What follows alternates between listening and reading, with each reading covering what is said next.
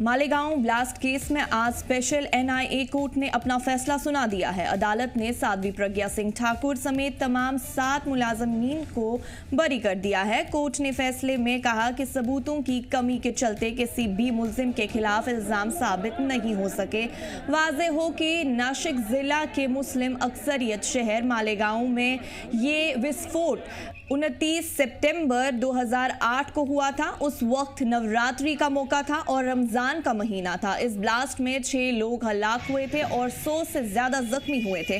साबिक एमपी साध्वी प्रज्ञा ठाकुर और lieutenant colonel Prasad Purohit retired समेत 7 अफराद इस मामले में मुलजिम थे, जिन्हें अब कोर्ट ने बाइज्जत बरी कर दिया है। इस केस की तहकीकात की इब्तिदाई कार्रवाई महाराष्ट्र एटीएस के स्पेशल आईजी हेमंत करकरे ने की थी, जो बाद में 26/11 मुंबई दहशतगर्द हमलों के दौरान शहीद हो गए थे।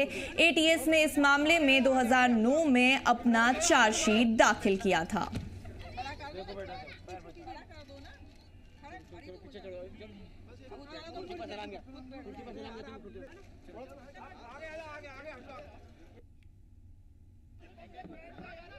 जो 3 अलग अलग चार्जशीट इसमें फाइल हुई है, एटीएस की चार्जशीट, सप्लीमेंट्री चार्जशीट और एनआईए की सप्लीमेंट्री चार्जशीट, तो प्रोसिक्यूशन ने कोई भी स्ट्रांग एविडेंस में दे नहीं पाई। ऐसे आज कोर्ट ने आज फैसला सुनाया है।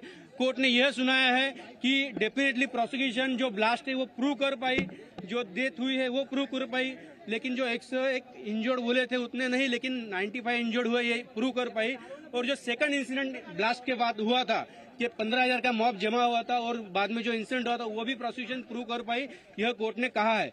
लेकिन कोर्ट ने यह कहते हुए यह भी कहा है कि ये जो 7 एक्यूज कोर्ट के सामने थे, इनके खिलाफ कोई भी स्ट्रांग एविडेंस जो चेन ऑफ सर्कमस्टेंस है वो प्रोड्यूस करने में प्रूव नहीं कर पाई।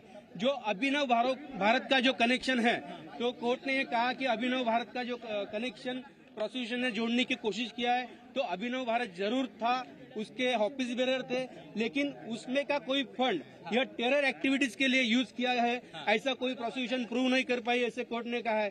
उसी के साथ जो मौका के बारे में जो कोर्ट ने कहा है, जो प्रीडिसीजर ने जो जजमेंट दिया था या हाईकोर्ट ने जो ऑब्जर्वेशन किया था, उसी तरह इस केस में जिस बेस पे राकेश दावड़े के बेस पे मौका लगाया था, तो मौका के लिए जो क्राइटेरिया था वो कंप्लीट ना होने की वजह से मौका में से भी सबको एक्विट किया है। जो यूएपीए का सैंक्शन था इस केस में, यूएपीए सैंक्शन जो था वो फॉल्टी था, उस वजह से कोई भी यूएपीए के जो सेक्शन है 16 या 18 वो इसमें एप्लीकेबल नहीं हो सकते हैं। ये भी कोर्ट ने इसमें ऑब्जर्वेशन किया है। मुआवजे की भी बात की है कोर्ट ने। हाँ, कोर्ट ने कहा कि ये जो इंसिडेंट है, ये इंसिडेंट बहुत यानी खराब इंसिडेंट है और इस इंसिडेंट की वजह से जो लोग गए हैं, जिनका नुकसान हुआ है विक्टिम्स का, वो डेफिनेटली पूरा नहीं हो सकता, भर के नहीं, लेकिन 2 लाख रुपए हर डिसीज के फैमिली को देने को कहा है और हर इंजर्ड के फैमिली को 50,000 रुपए देने का कोर्ट ने डायरेक्शन दिया है। हमने 7/11 में देखा है, इस केस में देखा, कई सारे अधिकारी जो कॉमन है,